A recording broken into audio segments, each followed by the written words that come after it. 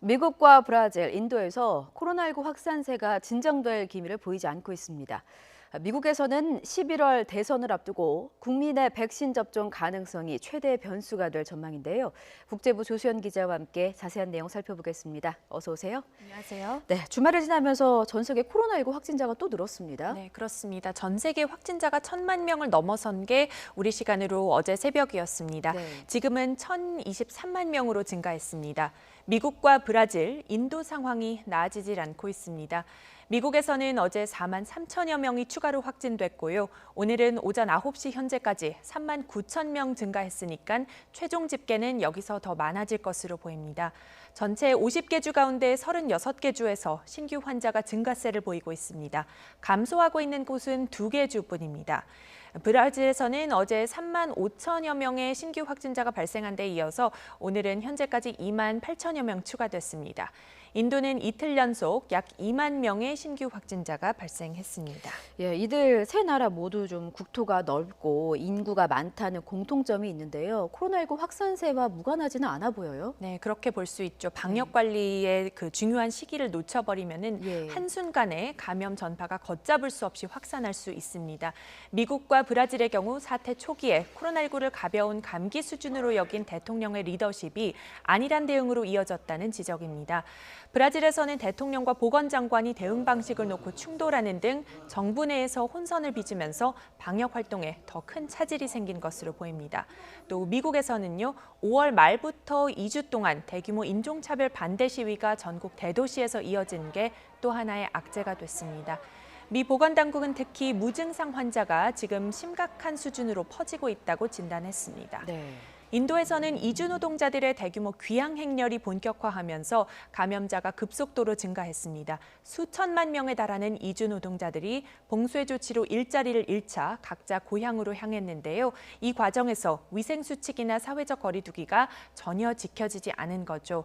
여기에 2달가량 이어진 봉쇄령으로 경제적 타격이 심해지자 인도 정부가 각종 통제를 완화한 것도 코로나19 확산세를 악화시켰다는 분석입니다. 그렇군요. 결국은 백신이 나와야 좀 해결이 될 텐데 어떤 전망이 나오고 있습니까? 네, 지금까지 코로나19 백신 후보는 100개 이상이 됩니다. 예. 이 가운데 임상시험이 진행 중인 것은 10여 개입니다. 이 가운데 미국 바이오 기업 모더나와 영국 제약사 아스트라제네카가 각각 개발 중인 후보 물질이 가장 유력합니다. 모더나는 다음 달 중으로 3상 임상시험에 착수할 예정이고요. 최근 미국의 대형 위탁 개발 생산 기업과 생산 계약을 체결하면서 관심을 모으고 있습니다. 다만 세계보건기구 WHO는 아스트라제네카가 백신 개발에서 지금 가장 앞서고 있는 것으로 평가를 하고 있습니다. 네. 아스트라제네카 CEO는 9월이나 10월부터 미국과 영국에 백신을 공급할 계획이라고 밝혔습니다.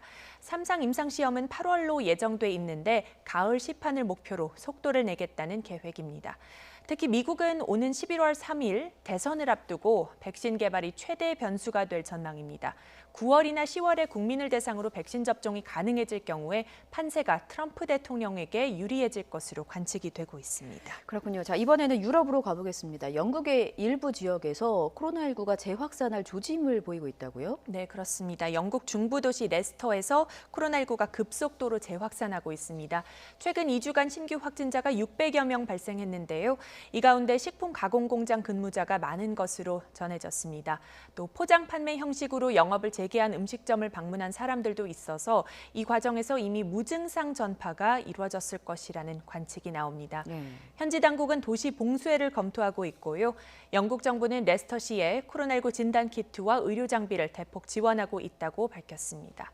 영국 내 다른 지역들도 최근 경각심이 느슨해지면서 재확산 우려가 커지고 있습니다.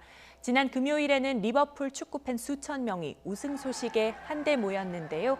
대부분 마스크도 쓰지 않은 채 서로 포옹하는 등 사회적 거리두기를 소홀히 했습니다. 지금 관련 화면을 보고 계십니다. 네, 영국 내 코로나19 누적 확진자는 31만 명으로 전 세계에서 5번째로 많고 사망자는 4만 3천여 명으로 3번째로 많은 상황입니다.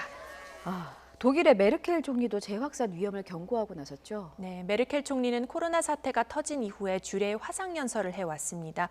어제도 그 연설을 했는데요. 네. 어제 연설에서 강조한 것은 계속 경각심을 가져야 한다는 메시지였습니다.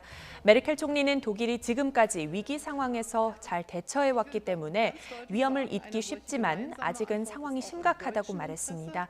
그러면서 정치인과 시민 모두 책임감 있게 행동해야 한다며 철저한 위생수칙 준수를 거듭 촉구했습니다.